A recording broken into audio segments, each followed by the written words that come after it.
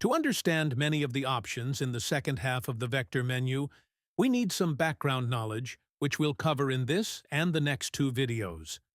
Back in video 28, we had a brief look at the array modifier. A modifier acts on an object in a non-destructive way. That is to say, a modifier, although it can change the appearance of an object, can normally be deleted, causing the object that it is acting upon to return to its previous state. In this video, we are looking at the subdivision modifier, which subdivides faces and also causes a rounding effect on any object to which it is applied. To demonstrate, we'll start with a cube. Staying in object mode, clicking on the spanner icon in the Properties editor gives us access to the various modifiers. Very little appears on this page when we first access it.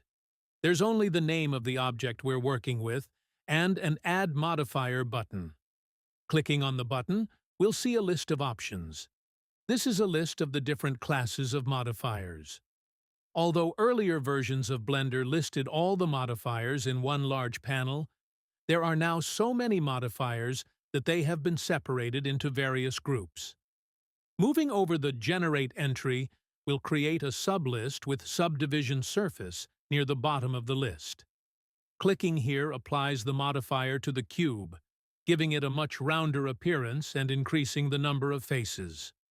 In the Properties editor, our page now lists the various parameters that we can adjust. This is the modifier's equivalent to the last op panel. The top line of the new details starts with a button to minimize or maximize the details below. This is followed by the name of the modifier, which, as we can see, has been shortened to Subdivision. Next comes a set of buttons which allows us to activate or deactivate various options. The first of these is On Cage. When working in edit mode, the original shape that the modifier is working on is shown in wireframe mode, with all its vertices in their original positions.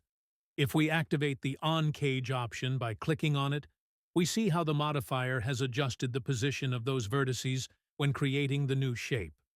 Seeing them in this position may help if we want to move those vertices to adjust the shape created by the modifier, giving us greater insight into the effect created by a move. Next, we have the Edit Mode button. This is on by default and shows the effect of the modifier when we are in edit mode. If we switch this option off, we only see the original shape when in edit mode. With this button deactivated, we'll only see the effect of the modifier in object mode. Real-time is responsible for displaying the effect created by the modifier. If it's switched off, we only see the original shape, irrespective of the mode we are working in. The Render button, when activated, causes the effect created by the modifier to appear in the final render. The Down button, when pressed, displays a short menu. Apply causes the effect of the modifier to become permanent, changing that actual structure of the object it operates on. This option only works when we are in object mode. After applying the modifier, it is no longer listed on that object's modifier page. Duplicate applies a second instance of the modifier to the object. This means that the result created by the first modifier is used as the starting point for the second modifier. This results in an even rounder object with even more faces. To delete a modifier, we need to click on the Delete button. Since we can apply more than one modifier to the same object, the order in which those modifiers are applied can be important, with the topmost modifier being implemented first. For example, let's add a bevel modifier to our cube. Although we haven't covered this modifier explicitly, we already know the purpose of a bevel operation. When we adjust the order of the modifiers, we get quite a different result. The simplest way to adjust the order of modifiers is to drag in the right top corner of a modifier. Move to First and Move to Last also adjust the order in which the current modifier appears in the list, And pin to last ensures that this modifier is always the last one to be applied. While the modifier characteristics we've looked at so far are available for most modifiers, the remaining ones are specific to the subdivision surface modifier. The first line acts like two radio buttons, giving us a choice of the algorithm to be used by the modifier. Catmull-Clark is the default, and this creates both subdivision and rounding of the object. If we select the alternative, simple, only subdivision is applied, meaning there is no visible change to the object. Levels determines how often the process is applied to the object, both in the viewport and final render. Be warned that unless you have a very powerful machine and lots of memory, going above 5 is not recommended. Optimal display, when selected, displays only the reshaped original edges, but not the subdivisions created by the modifier. Expanding the advanced option takes us to an extra set of parameters, which have much more subtle effects on the result. Use limit surface is used in combination with quality to position the surface vertices optimally, as if levels had been set to a much higher value. We can see a slight change in Suzanne when we employ these options. UV Smooth adjusts how UV values for texturing are calculated. We'll be talking about textures and UV values in later videos. Boundary Smooth adjusts how smoothness is calculated for boundaries and corners. Using All smooths both boundaries and corners, while Keep Corners retains sharpness on boundary corners, as we can see here with a partial cube. Uses Creases we'll skip until we look at the second half of the vertex menu.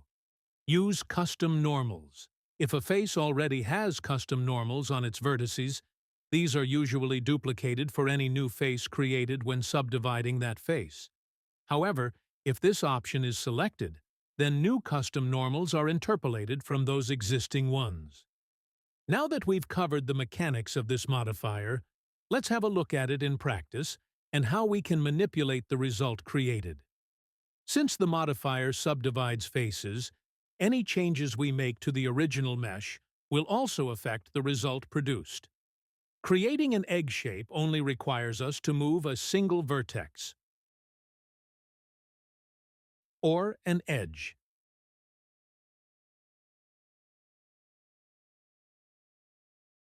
If we play with moving, scaling, and rotating various elements in the mesh, we get widely varying shapes. And of course, other operations such as loop cuts, insets, and extrusion all change the overall result.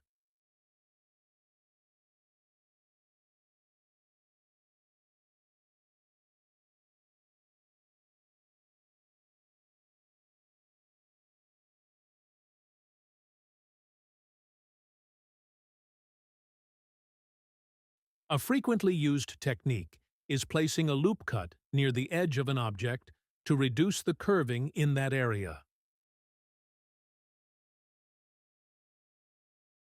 The subdivision surface modifier is so often used that it even has its own keyboard shortcut.